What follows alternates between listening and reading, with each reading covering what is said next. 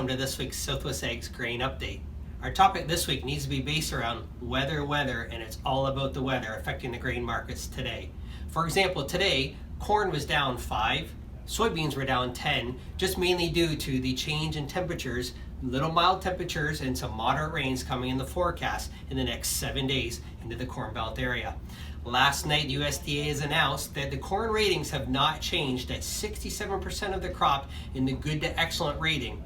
Basically, the news is that they moved 2% of the crop from the good rating to the excellent rating, and the market today was down over that. Soybeans increased by 1% from the good to excellent rating, moving from 67 to 68%. Wheat harvest in the United States is at 28%, and that's actually 3 points ahead of the 5-year average. But the big move last night was spring wheat. Spring wheat conditions are down 4%, and that's why today wheat was up 5%. So I encourage you over the next week to watch that wheat market, because the spring wheat business is rolling over to the winter wheat business, and basically that will help wheat futures as we go forward. So our news today is we want you to keep an eye on the 7-day forecast, and we want you to keep an eye on what's actually moving in the spring wheat business to affect the wheat harvest. Back here in Ontario, keep an eye on basis, mainly because the Canadian dollar has been down just a little bit again, which actually has been influencing the Canadian basis a little bit.